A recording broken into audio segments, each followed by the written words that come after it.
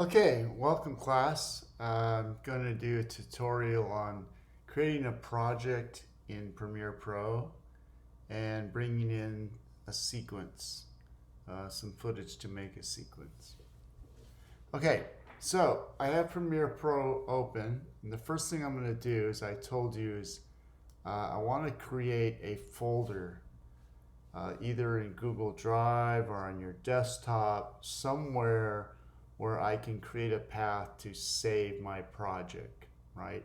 Everything I do, once I begin a new project, I want to have it clear that if anything happens and some reason the computer shuts down or Premiere Pro closes accidentally, or I just want to continue working in my project, I want to create a path to a folder where everything can go.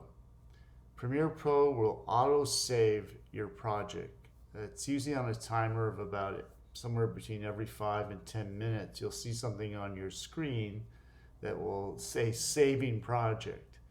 And it's doing that automatically to save all the work that you've done so far. It's called autosave.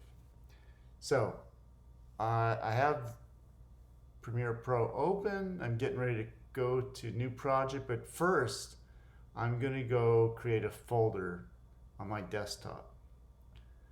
So I got a folder. I'm going to create a new folder within that folder, and I'm going to call this the Running Man project, and I'll just give it a date of 2021.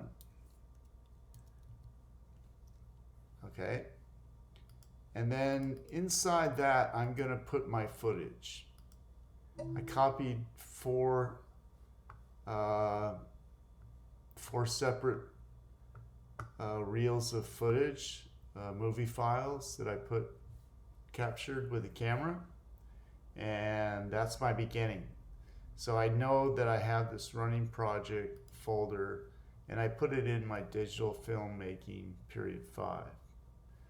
So I'm going to close this, and I'm going to go back to Premiere,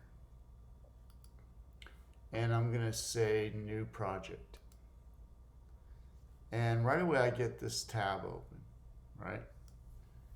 And I'm going to name it that same name that I gave my folder. So I'm going to call this Running Man 2021. All right, and then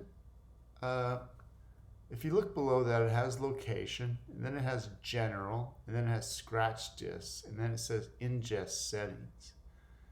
Before I do anything in Premiere, before I open the project, I named it, I want to make sure that there's a path going back to that folder that I put that original footage in, the one I just showed you. So I'm going to go over to the right here, and I'm going to say browse. And I'm going to go find that same folder I made. So I'm going to go to my desktop.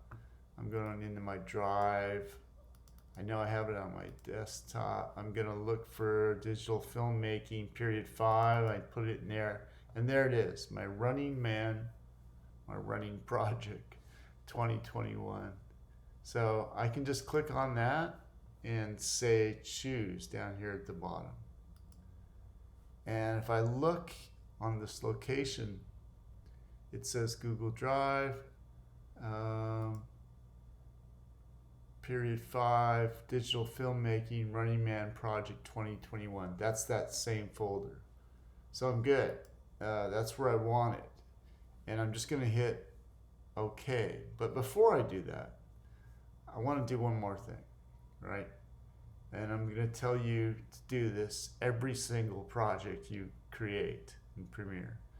I'm going to go to this little tab where it says Scratch Disk, and I want to click on that.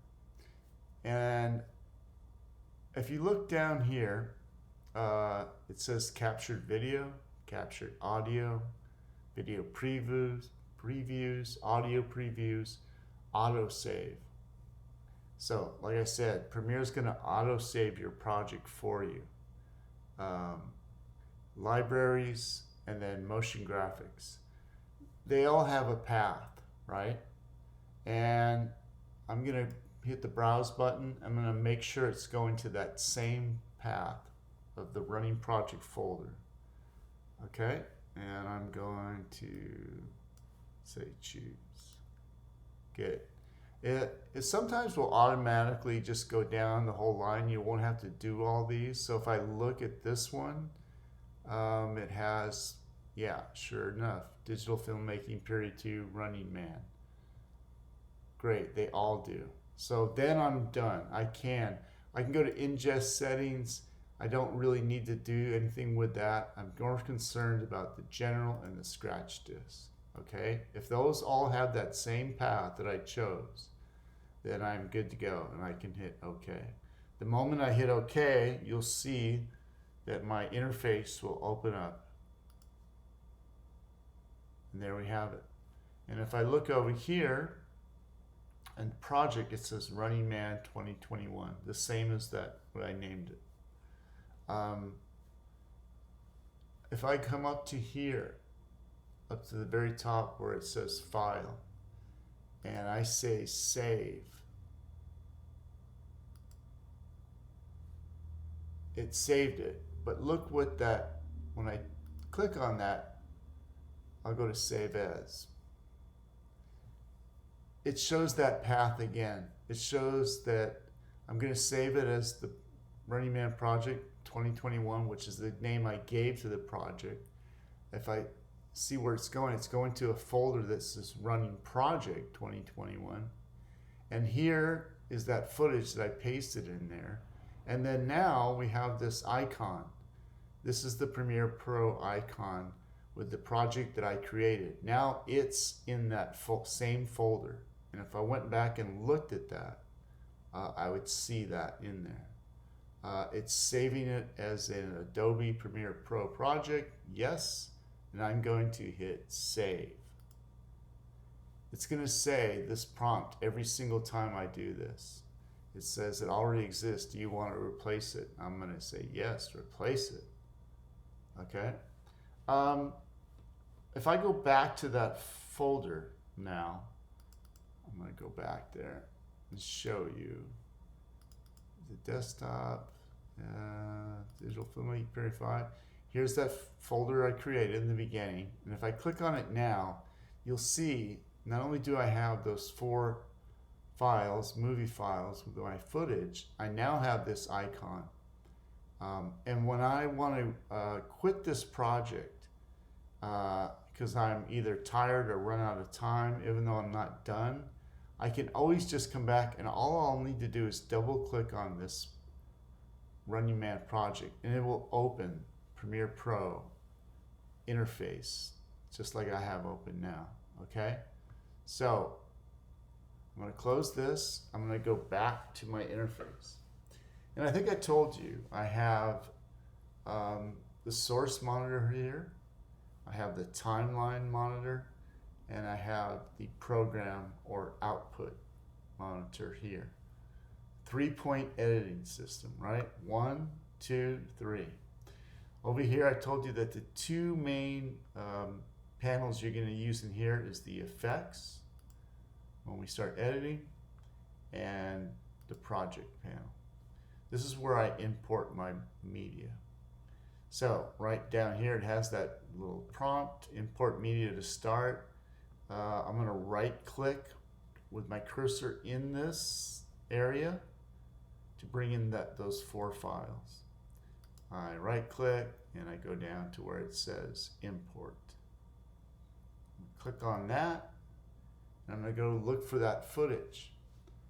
Now when I go there, I want to make sure I'm going to go to that very same folder. So I'm going to go to desktop. I'm going to find my digital filmmaking 5, and I'm going to go click on this, and I'm going to highlight or select these 4 pieces of footage and bring them in. Now I can just either left click and drag a selection like that, so they're all selected, they're all highlighted. I can also just hold down my shift key and click on each one. It's the same thing, whichever you prefer. And then go down to the very right where it says import. And this will bring in my footage. Okay, great. And they're in icon view. I think I told you you can click on the list view if you just wanted them that way. And then right next to that is the icon view. Each movie file has a number. So I have 0775, 0776, skipping ahead to 0779, and also 0772. I am going to double click on this one file here to bring it up into my source monitor. Okay. I can double click or drag. I can just left click and drag it up there.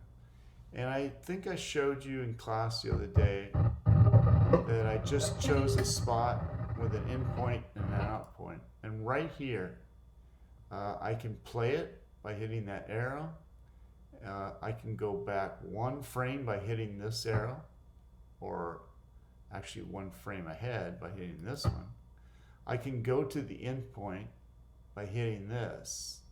I haven't marked an endpoint in yet, so it'll automatically go all the way back to the beginning, like that. Right here is where I can mark out a point and mark in, and I'll demonstrate that now. I'm going to grab my cursor here, the blue ball, and I'm going to take it back up to about right there. I'm going to hit an endpoint. Right, my cursor's on this first one. It says mark in. The second one says mark out. I'm going to mark it in. When I mark it in, you'll see everything to the right of big blue there, my cursor, is highlighted, right? If I want to mark a point out, I can just left click and drag this to, let's say I wanted to stop it right there. I can come back over here and mark it out. Then I can just left click with my cursor right in this footage, right? Just left click while I have my cursor there, and I'm pulling it and dragging it down into this area. You'll see it comes into my timeline monitor, and it also goes into my output monitor. I'm going to left click and drag this away from this wall here. I don't like my footage tied up to that wall. I like some space in between there. I might want to add a title or an effect or something else in the front, and I don't want to have my footage butted up to there. I sometimes go up to 5 seconds or just pick a random time. So if I clicked on this and just hit 0, 0, 5, 0, 0, and hit enter, it takes me to 5 seconds. I'm just left clicking and dragging my footage up to that blue cursor, right? So I call this big blue. It's not the official name for it, it's kind of the name I gave it. So anytime I have big blue stationed there, I can left click and butt up against it with some footage like that. And it kind of just, you'll see that arrow at the top and arrow at the bottom. That tells me I'm right on it, and I'll let go. Okay. I also talked about how we have this yellow bar at the top. That means my footage is not rendered. And what does rendered mean? I think I told you in class that rendered really just comes from you're producing or finishing something, processing something. It sort of comes from drawing, where we render out a footage. If I had some paper and charcoal and I was drawing a figure that was in front of me, I'm doing a rendering of it. So I'm processing it. So if I want to process this footage, it's not really processed in this timeline yet. So I can go up to the top to sequence. Before I do that, the same way I set a marker in and I marked in up in my source monitor, I want to do that down here too. So I'm going to drag my big blue cursor right to the front of my footage, and I can right click on that, and you'll see it opens up this tab and it has mark in, mark out, mark clip, several other options. I want to go to the very top and just hit mark in, and it's going to highlight everything to the right of that cursor. All right, just like up in the source monitor. So I click on that, and sure enough.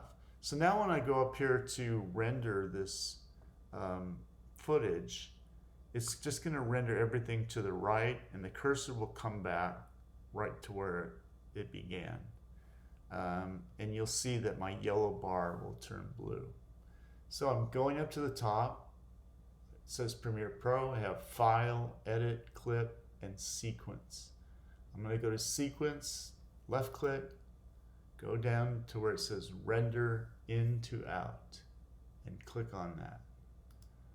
You see right away I get this box, and renders it, and it automatically goes to the beginning where I marked it in, and it starts playing. Okay, I'm going to bring in the second piece of footage. So I'm going to choose movie file 0775, and I can double click, and it's right up in there, and I'm going to choose to put this footage right behind where my hero, who's running and is actually pulling a gun out from behind his belt on the back of his pants. If you can see it there, he has it in his hand. And I'm going to try to match that up over here in this. So I'm going to drag my cursor to the right until I see my hero coming in. And I'm just going to use, I can either use this one frame at a time, or I can hit the arrow keys on my keyboard as well to use them, to go one frame at a time. So I'm just going to wait till he pulls that gun out from behind, and when I begin to see it,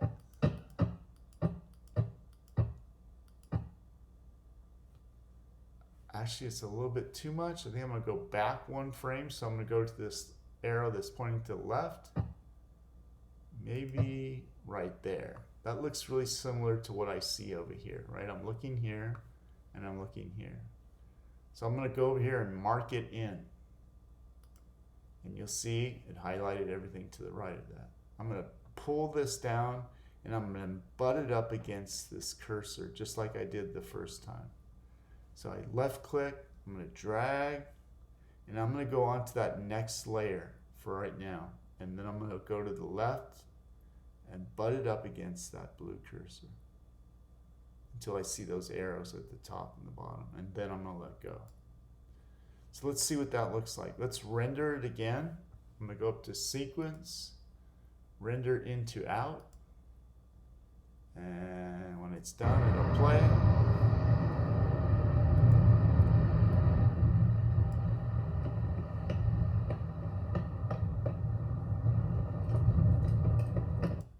Let's look at it one more time. Slowly, I see him pull the gun out, and the cut comes. And I have continuity, right? It's okay. It's good for now. I can always fix it more if I wanted to. But I've got a beginning puzzle piece put together.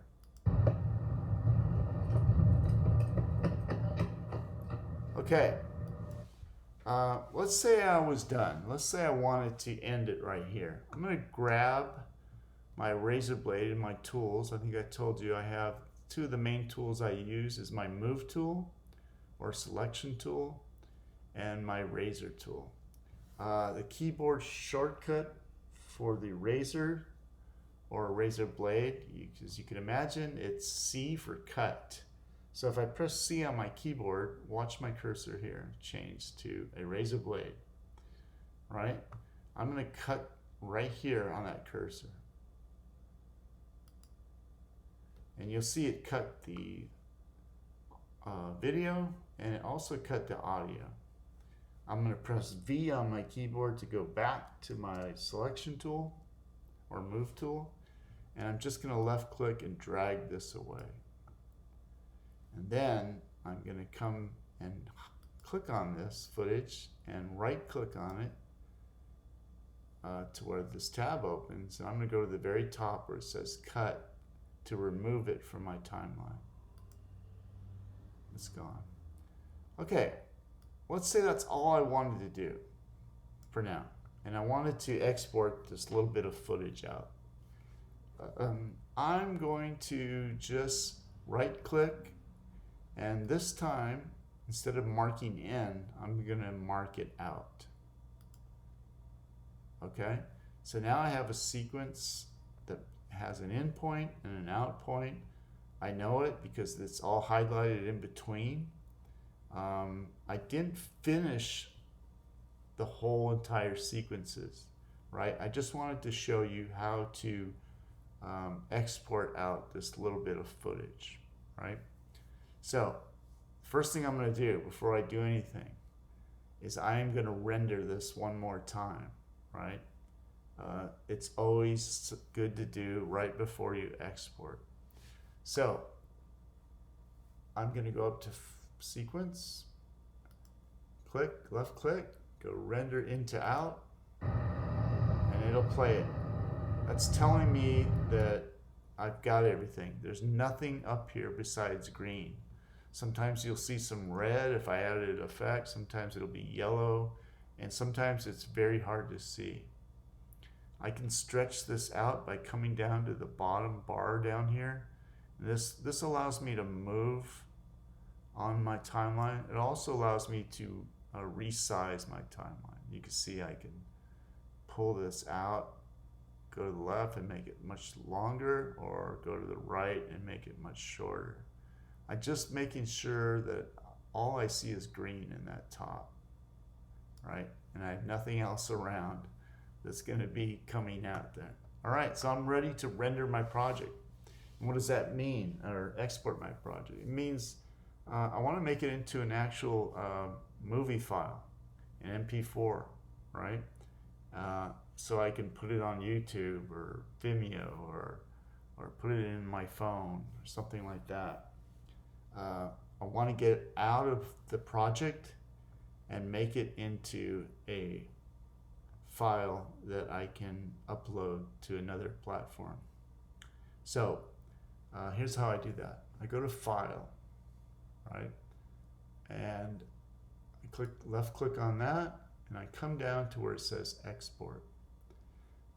For this project, I'm just going to go to Media. There's other, I could do a Final Cut Pro version of this. I could do an OMF, but for right now and for the most time in this class, we'll just be exporting right to Media. And when I click that, oh, we just had a little autosave. I don't know if you saw that in the middle of the screen. So I left click on Media, and I'm going to get a box tab that opens. And this is my export box. Let me tell you a little bit about it. It has up here a format, and right now it's H.264. That's exactly what I want.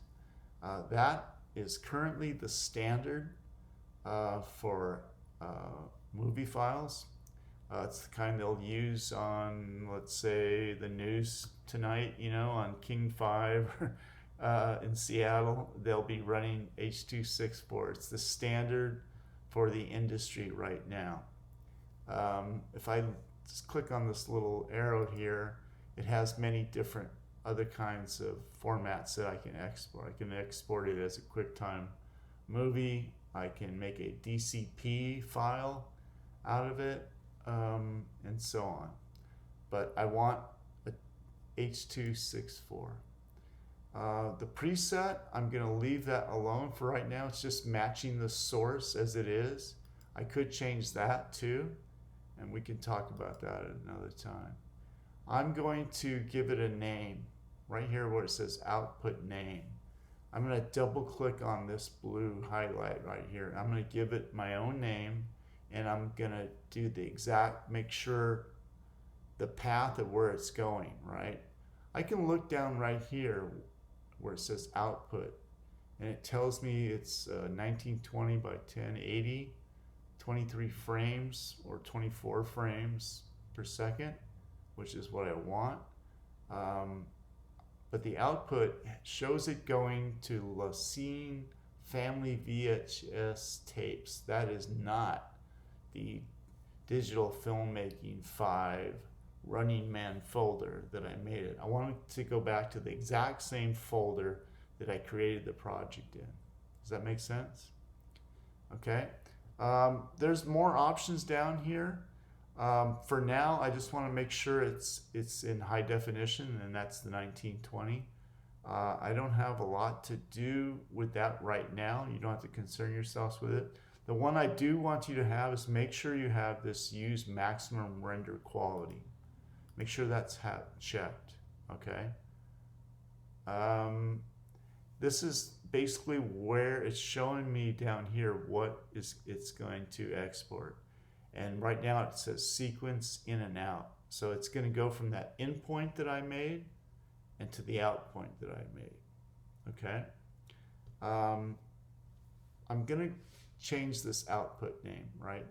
The way I do that is I double click on that. And now I get to choose where it's going. So I'm going to go to my iCloud Drive like I started. I'm going to go to my desktop folder. Within that folder, I have all kinds of folders, and I'm going to look for that digital filmmaking period 5. I'm going to click on that. I'm going to go to this Running Man project folder, the exact one I opened. And yes, that's where I want it. But before I do that, I want to change the name of this. So I'm going to call it my Running Man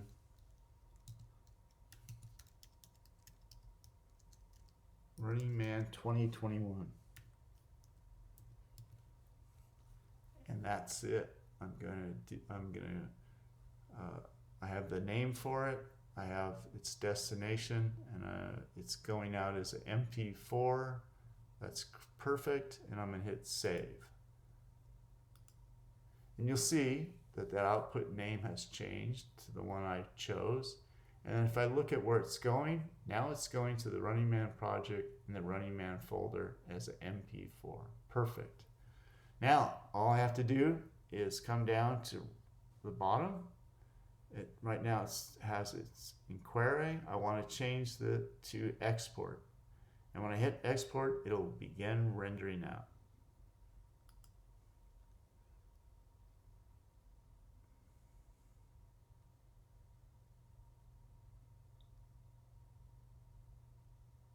Once it's done, that tab will go away. And how do I know if it worked?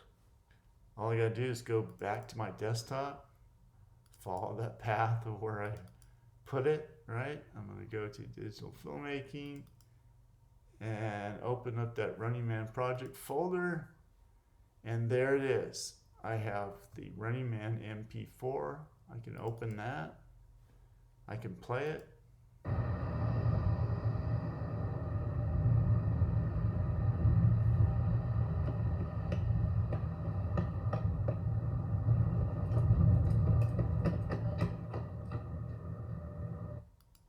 Sure enough, there it is. I'm good to go. I can upload it to YouTube or Vimeo or Instagram, all right? Whatever I want to do. Close that. Okay, so that is the basis for importing and creating a project and exporting it out. Thank you.